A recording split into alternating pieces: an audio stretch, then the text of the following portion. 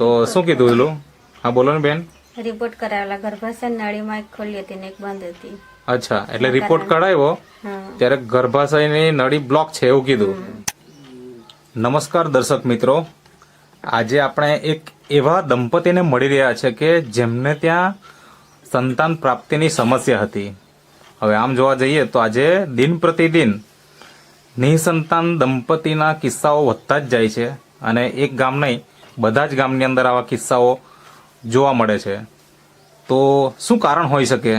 તો કારણો તો ઘણા બધા હોય છે પ્રેગ્નન્સી ન રહેવા પાછળના, પણ એમાંનું જ કંઈક કારણ એમની પાસે પણ છે કે જેના કારણે પ્રોબ્લેમ હતો અને પ્રેગ્નન્સી રહેતી નહોતી. તો આપણે એમના પરિચય સાથે જ વધુ વિગત જાણીશું કે જેથી બીજાને પણ એમના અનુભવ દ્વારા કંઈક ફાયદો થાય. તો સૌપ્રથમ તમારો પરિચય આપજો. શું નામ છે તમારું? મારું નામ નિલેશ કુમાર કનુભાઈ પટેલ, ગામ બિનાર, તાલુકો વાંસદા, જિલ્લો નવસારી. ઓકે, અને તમારું નામ? મારું નામ સોનલ કુમારી નિલેશભાઈ પટેલ, ગામ ભીનાર, તાલુકો વાંસદા, જિલ્લો નવસારી. ઓકે, હવે તમારા ખોડામાં આજે બાળક છે, છોકરો છે કે છોકરી છે? છોકરી. અને કેટલા મહિના થઈ ગયા? 2.5 વર્ષ. 2.5 વર્ષ થઈ ગયું. ઓકે, હવે મને એ જણાવો કે તમને પ્રેગ્નન્સીની સમસ્યા કેટલા વર્ષથી હતી? 4 વર્ષથી. 4 વર્ષ. 4 વર્ષ ને? અચ્છા. હા.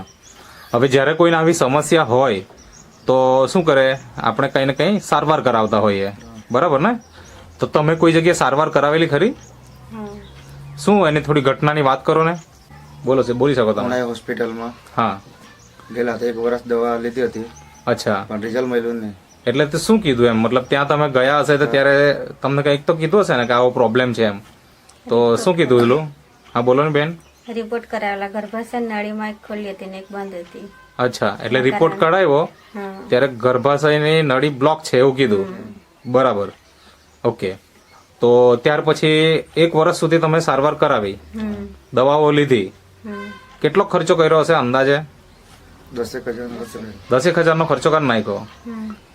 એમાં પરિણામ પછી મળ્યું કે નહીં? નહીં મળ્યું. નહીં મળ્યું. ઓકે, હવે અત્યારે તો તમારે ત્યાં આ બાળક છે, બરાબર ને? હવે જયારે બાળક નહીં હોય ને તો આપણે એવું તો હોય ને કે એક જ જગ્યાએ જઈને બેસી રહીએ એમ, બરાબર ને? તો ક્યાં ક્યાં ગયેલા? બીજી કોઈ જગ્યાએ ગયેલા ખરા?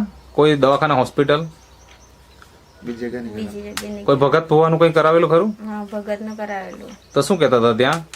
આવી જાય એમ કે પણ કઈ રિઝલ્ટ નહીં મળ્યું હાલમાં. અચ્છા, મતલબ ભગતને ત્યાં પણ ગયેલા પણ ત્યાં આવી જશે એમ કીધું. તો કેટલા ભગત પાસે ગયેલા અંદાજે કઈ? એક જ. એક જ? અચ્છા, મતલબ એક ડોક્ટર પાસે ગયા, એક ભગત પાસે ગયા, રિઝલ્ટ કઈ નહીં. પછી કોઈ આયુર્વેદિક દવા કરાવી ખરી? એ જ. બીજી તો કોઈ નહીં. નહીં કરે. કોઈ નહીં.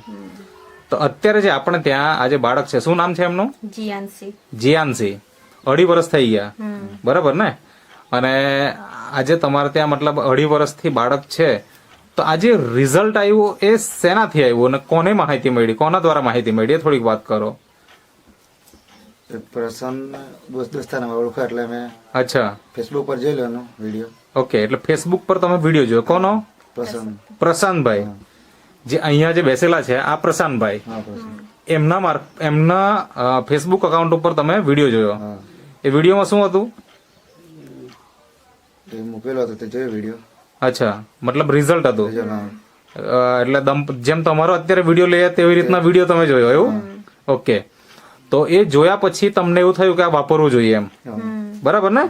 હા.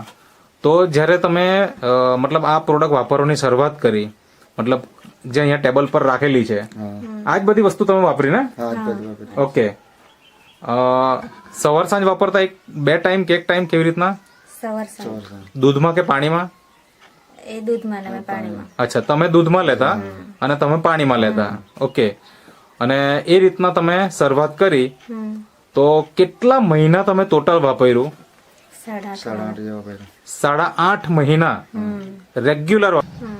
અને તે સમયે બાળકનું વજન કેટલું હતું? કઈ યાદ કરું? 2 કિલો ને 440 ગ્રામ. અચ્છા, અને ડિલિવરી નોર્મલ હતી કે?